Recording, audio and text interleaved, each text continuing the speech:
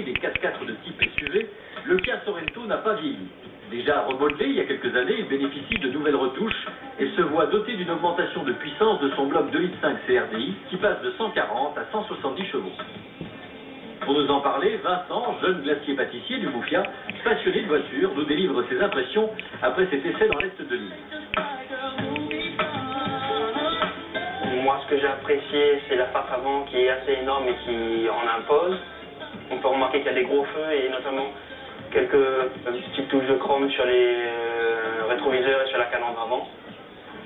Et pour moi, vraiment, il est plaisant et beau à voir.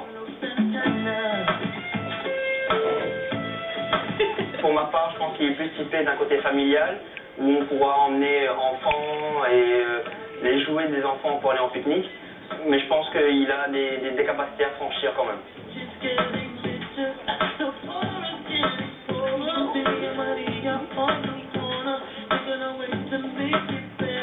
D'un point de vue intérieur, quand je suis rentré, effectivement, le cuir couleur chocolat est très plaisant, l'intérieur est très éclairci, notamment avec le toit ouvrant.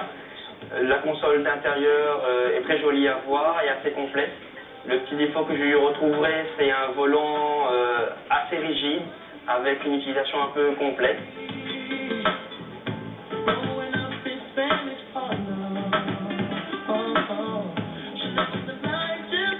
Le moteur est disponible, il marche très bien.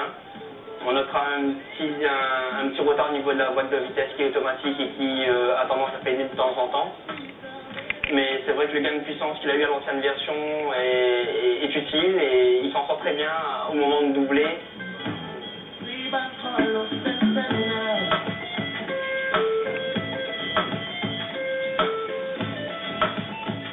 C'est vrai que dans les petits chemins cassés, le Kia Sorento, on sent quand même les intersections de la route, mais il arrive quand même bien à gérer la situation.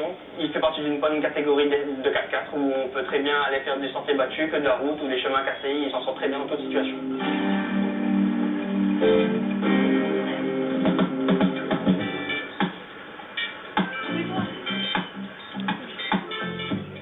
Le Sorento est disponible en gris clair ou en noir verni et en peinture intégrale dans cette finition haut de gamme appelée Chilton. La concession Kia, nouvellement installée rue du Gymnase à Sainte-Clotilde par Nanar Auto, propose le Sorento également en finition EX, moins cossu. Les familiarisés de la marque coréenne remarqueront une calandre avec des barrettes différentes, des optiques remodelées et plus imposantes, des nouveaux boucliers et des jantes qui passent à 17 pouces. Intérieurement, rien de nouveau. Cette finition regroupe ce qui se fait de mieux sur le Sorento. Ça commence par la climatisation automatique Bizone, comme l'a apprécié Vincent. L'intérieur cuir couleur chocolat était un pur hasard pour notre pâtissier. Ça continue avec le siège électrique, mais seul le conducteur en profite. Pourquoi au fait, on se pose la question. L'aspect des matériaux n'est sans doute pas aussi flatteur que chez les constructeurs allemands, mais la qualité n'est pas à mettre en doute.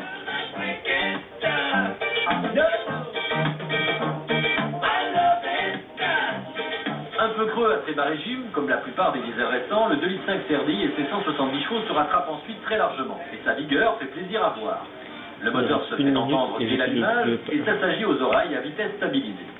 Nous ne serons pas aussi satisfaits de la boîte automatique. Malgré ses 5 rapports, elle n'a rien de moderne et nous fait passer à côté des qualités du moteur. Celle-ci manque en effet de réactivité, y compris en mode séquentiel. Le convertisseur a tendance à avaler une bonne partie du couple de quasiment 400 Nm. Et l'ensemble oblige le moteur à monter dans les tours. On se fera sans doute plus plaisir avec la boîte manuelle disponible en finition inférieure, mais à qui il manque les radars de recul, les vitres surteintées, le système de téléphonie main libre ou encore le siège électrique. Alors il est dommage que cette boîte auto ne soit pas à la hauteur de celle qui équipe le Sportage par exemple, car en dehors d'un amortissement trop ferme, le Sorento est un véhicule polyvalent profitant de son châssis séparé, de son pont rigide et du glissement limité arrière. C'est un véritable 4x4 capable de se sortir de bon nombre de situations en tout terrain et qui se conduit aisément sur tout type de route asphaltée.